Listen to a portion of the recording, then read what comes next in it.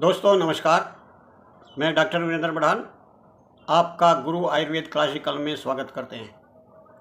आज का सब्जेक्ट है कि हल्दी बरसात के दिनों में खा सकते हैं या नहीं खा सकते हैं, और अगर ये खाते हैं तो शरीर के अंदर क्या करती है, ये फ़ायदे की है या नुकसान की, और कौन लोग खा सकते हैं और किसके लिए ये हानिकारक है। हल्दी एक शक्तिशाली औषधि है। खाली ये भोजन पकाने के काम ही नहीं आती, ये रोगों को भगाने के काम भी आती है।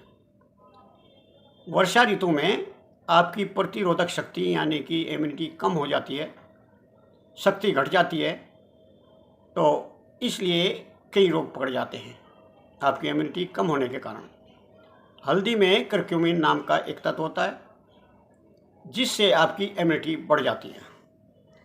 सर्दी जुकाम बुखार अक्सर बरसात में होता है, और अगर आपके पास कोई मेडिसिन नहीं है, और मैं तो ये कहता हूँ मेडिसिन से पहले आप अपने घरेलू रसोई के ट्रीटमेंट किया करें ताकि केमिकल से बच सकें। हल्दी इसके लिए बहुत ही फ़ायदेमंद है। अगर आपको जुकाम खांसी हो जाती है, बार बार बीमार होते हैं, प्रतिरोधक शक्ति कम हो जाती है, तो बरसात में हल्दी लेने में ना हिचकिचाइए। ये पाचन शक्ति को सुधारती है, पाचन तंत्र को मजबूत करती है, और किसी भी तरीका संक्रमण अगर शरीर के अंदर है या फंगस इन्फेक्शन है तो उससे आपको बचाती है। और शरीर में अगर दर्द है, दर्द बरसात में जैसे गठिया का दर्द, जोड़ों का दर्द, ये बढ़ जाता है क्योंकि बरसात के दिनों में वात कुपित होता है, वात बहुत बढ़ जाता है, विपरीत रूप ले जाता है, तो इसलिए दर्द बढ़ जाते हैं। शरीर में कहीं भी दर्द हो आप हल्दी का इस्तेमाल कर सकते हैं। वो कैसे करना है वो हम आगे बताएंगे। हल्दी एंटी इन्फ्लामेटरी भी है, सूजन को घटाती है और शरीर को डिटॉक्स करती है। आपके विषाक्तता अगर शरीर के अंदर इकट्ठी है उसको बाहर निकाल देती है। अब बात आती है डोजों के हिसाब से बरसात में कौन दवा हल्दी ले सकता है औषधि के रूप में और कौन नहीं।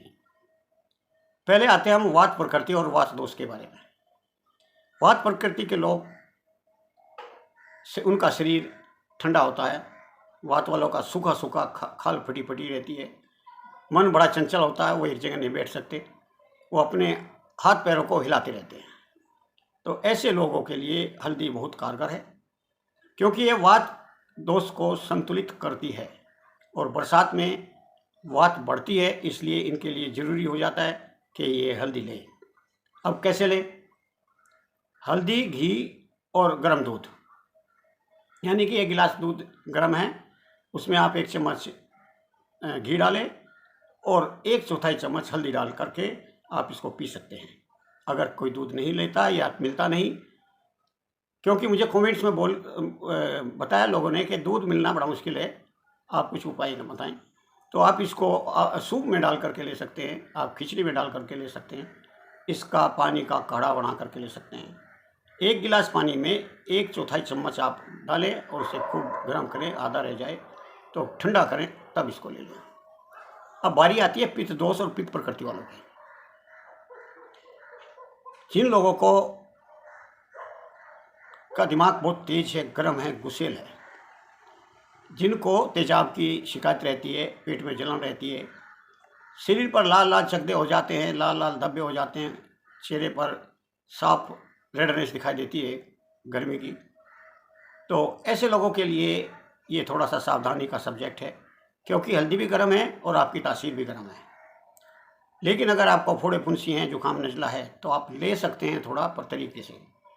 1/4 चम्मच हल्दी आप ठंडे दूध में लें या फिर गुलकंद के साथ मिला करके आप ले सकते हैं। पित्त प्रकृति वाले व्यक्ति कभी भी खाली पेट इसको ना लें, पेट में जलन हो सकती है। अब बारी आती है कफ दोष वालों की, और जितने भी मैं बता रहा हूँ ये बरसात के अंदर लेने की बात कर रहा हूँ, बरसात के मौसम में। कफ दोष वाले का शरीर भारी होता है, शरीर ठंडा भी होता है, सुस्त रहते हैं, आलसी रहते हैं, मोटे होते हैं, काम करने को दिल नहीं करता, अधिकतर ये कुछ ना कुछ चबाते रहते हैं। इनके लिए हल्दी सबसे उत्तम है।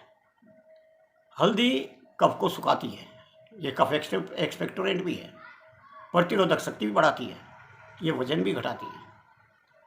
अब कैसे लें? जितने मोटे आदमी हैं, वजन ज़्यादा है, वो कफ प्रकृति के हैं, या आपको नज़ला जुकाम या राइनो या दमा खांसी रहती है, तो आप हल्दी को शहद में मिला करके सवेरे शाम लें, तो इससे कफ पतला पड़ेगा, बह जाएगा, आपको कफ से राहत मिल जाएगी।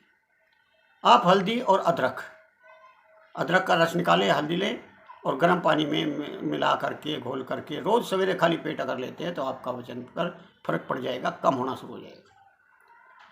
कफ अधिक हो तो हल्दी वाले पानी के गरारे भी साथ में करें और उस पानी को खूब गर्म करके उसकी भाप भी लें।